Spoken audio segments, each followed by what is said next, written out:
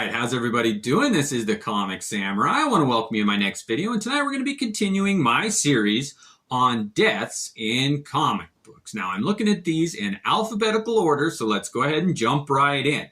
First up, we got this Flash number 219, and this one features the death of a character called Cheetah.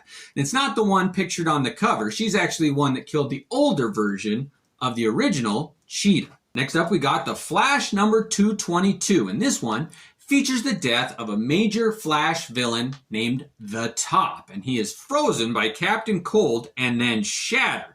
Now that is a way to go. It's the death of a rogue in this comic book. Next up, we got the Flash Rebirth number 3, and there were a lot of speedsters in the DC universe. Different versions of the Flash, Impulse, Kid Flash, but in this one, another speedster called Johnny Quick meets his end. There's a confusion about the Speed Force, and somebody touches somebody and it sucks their essence out. Anyway, Johnny Quick makes his demise in that comic book. Next up, we got Force Works number 1, and this is that beautiful comic that's got that big fold-out pamphlet in the front, and I'll go ahead and show it real quick. But this comic also features the death of Wonder Man. Now, I already featured an Avengers comic where he passed away, but he dies again, a different version in this one. Oh, I just love doing that fold out there. It's a fun one. That's one of the best covers gimmicks that I've ever seen. I really do like that one. Anyway, Wonder Man does meet his end in this comic book. All right, next up we got Ghost Rider number 24. And when they introduced this new series with Danny Ketch as the new Ghost Rider, the major villain they introduced was called Deathwatch, and he ends up dying in this comic book. Now, they did bring him back not too long afterwards, but what a great villain he was to go up against Ghost Rider, and he meets his just desserts in this comic. Next up, we got Green Arrow number 101, and this was famous for being the death of Oliver Queen for a while, and he really was out of the picture and considered dead for a long time until they brought him back by Kevin Smith, and it was kind of a convoluted way they explained him coming back, but he did die in an explosion in this comic. Next up, we got Green Lantern number 50. And in this one, Kilowog, the Guardians, and Sinestro are all killed by Hal Jordan when he goes evil. This is an infamous storyline of when Parallax kind of influenced Hal Jordan and he went bad. And there were a lot of deaths because of it. Next up, we got Green Lantern number 54. And this is that infamous comic where Kyle Rayner's girlfriend, Alex DeWitt, is killed by this Major Force villain. And he kills her and then puts her body in the refrigerator. And it's created that trope of women in refrigerators where they're just kind of treated like a plot device and written out of the story, and their death doesn't mean much. Next up, we got Green Lantern number 8. And in this one, there's a character called Mongol, and there's a female version of him called Mongal. And in this one, Mongal meets her end. So, kind of noteworthy. Next up, we got Green Lantern number 25. And in this one, the Anti-Monitor dies. Now, he was a villain who was introduced in the Crisis on Infinite Earth storylines, and that character does die in this comic book. Next up, we got Hulk number 1. And this is kind of an interesting one because the Abomination dies in this one, and he was always one of my favorite Hulk villains. I think he was a stronger villain than Hulk. He just never was able to defeat him, and Emil Blonsky's Abomination dies in this comic book. Next up, we got Hulk number 12, and this was a series that wasn't afraid to kill characters either. And in this one, the character of Grandmaster dies. Now, he was kind of a cosmic entity and a lot like the Stranger or the Gardener. In any event, the Grandmaster dies in this comic book. Next up, we got Identity Crisis number 1. And this is the one that kicked off that series. And of course, Sue Dibney, Ralph Dibney's wife, the elongated man's wife, is murdered. And that's what kicks off this Identity Crisis storyline. Next up, we got Identity Crisis number 5. And that one really tore through the DC universe. It turned a lot of people off at that time. And in this one, Firestorm and Captain Boomerang both died. Now, Firestorm was one of those super-powered heroes. I mean, he was almost unbeatable. He's taken down, and so is Captain Boomerang, one of my favorite Flash rogues. All right, next up we got the Incredible Hulk number 330, and General Thunderbolt Ross meets his maker in this comic book. And the interiors were done by a young Todd McFarlane. And it's an interesting comic book to see his artwork and to see one of the main staples in the Hulk mythos die in this comic book. Next up we got the Hulk number 420, and this one features the death of a character named Jim Wilson. And when Rick Jones kind of went off to deal with the Avengers, they had to have a substitute sidekick for the Hulk, and they brought in Jim Wilson. And he was a great character, but he ended up contracting the AIDS virus, and in this one he dies. And there's a big dilemma about whether or not he's going to take a blood transfusion. And ultimately, it's Jim's decision not to make the blood transfusion, and he passes away in this comic book. It was written by Peter David. And this is one of the few instances where death was given the respect that it deserves, and it was a well-done comic book.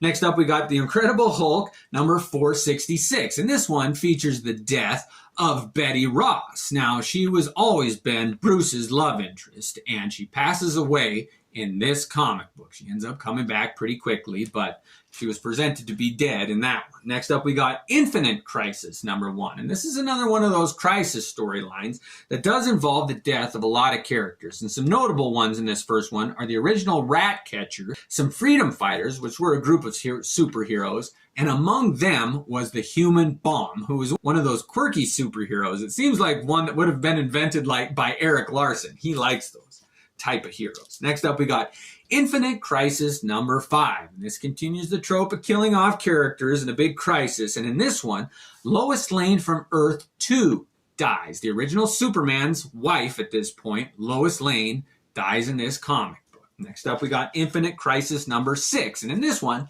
3 characters end up passing away. We got Star Sapphire, the Psycho Pirate, and a version of Superboy all die in this comic book. There's other deaths in this whole series, but those are the notable ones in this, the final issue of the series. Next up, we got Iron Man number 200, and this one features the death of the character Obadiah Stane, who was the Iron Monger. And he was just this huge, tougher, stronger version of Iron Man, and he meets his demise in this comic book. What a beautiful cover that one is. Next up, we got Iron Man number 229, and this was part of the Armor Wars storyline where Tony Stark's technology got stolen by some villains. And in this one, the Titanium Man meets his demise. And it's just noteworthy that there's a passing of another iron-based villain in this comic book. Next up, we got Iron Man number 284, and this one was presented to be the death of Tony Stark. Now, he didn't stay dead for very long either, but they did present him as passing away, and they drew him in a coffin on the cover of this comic book. Next up, we got JLA number 1, and this one, when they introduced it with Grant Morrison writing, he decided to kill off that character called Metamorpho, and he was one of my favorites. I like that character, but he does die in the beginning of this comic book. Next up, we got JSA number 37. This one features the death of that character, Johnny Thunder. He was an older character that had a magic genie that he could control, and he passed it on to this other young kid here, but the original does die in a form in this comic book. Next up, we got JSA number 58. And this one features the death of 2 characters, Eclipso and Nemesis, and they both die in the pages of this comic book. Next up, we got JSA number 80, and in this one, Fury and Dr. Fate die. And I thought it was noteworthy because Dr. Fate was a big character in the DC universe, and he dies in this comic book. Next up, we got Jupiter's Legacy number 3. And this one features on the cover the death of that character, Utopian.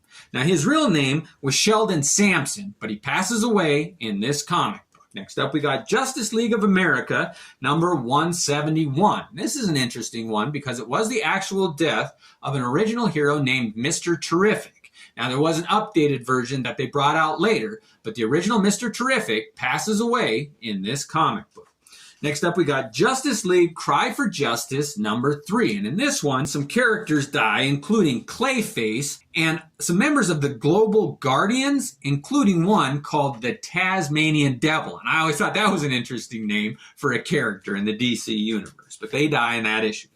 Next up, we got Justice League Cry for Justice again, and this is number 7. And in this one, that villain Prometheus dies. He's kind of the whole antagonist of this whole story, and he meets his maker at the end of this comic. Next up, we got Justice Society of America #2.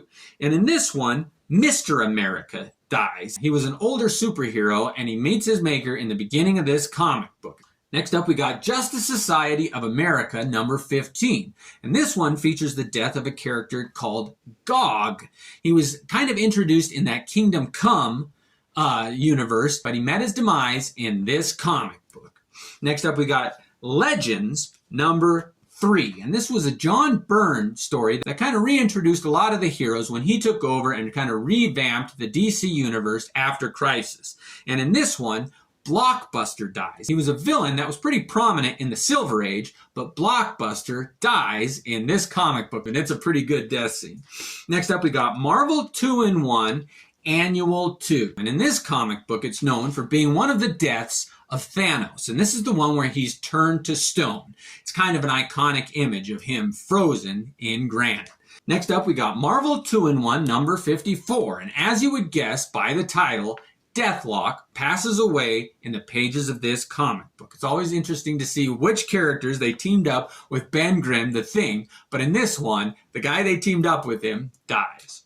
Next up, they got Moon Knight #60. And this is my all-time favorite Stephen Platt cover on the series of Moon Knight. And in this one, Mark Spector dies. Now, he's died a couple times, and he always comes back, but Moon Knight, Mark Spector, dies in this comic book. And what a beautiful cover that one is. Probably my favorite death cover. Next up, we got New Avengers #16. And in this one, a lot of Alpha Flight die. Shaman, Guardian, Vindicator, and Puck all meet their maker in this comic book.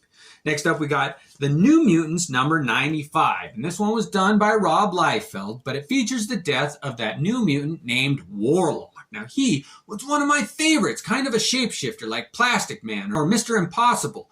But Warlock dies in this one, and it is a sad death. He was my favorite member of the New Mutants. All right, last up in this one, we've got New Teen Titans #15. And two characters die in this one, General Zol and Madame Rouge. And this is a George Perez drawn comic book, and it's absolutely beautiful. And these are both two accidental deaths in this comic book. But I hope you join me for my part 3, where we wrap up my noteworthy deaths in comic books. It's kind of a morbid look, but it's kind of cathartic. Thanks for joining me. Have a great night.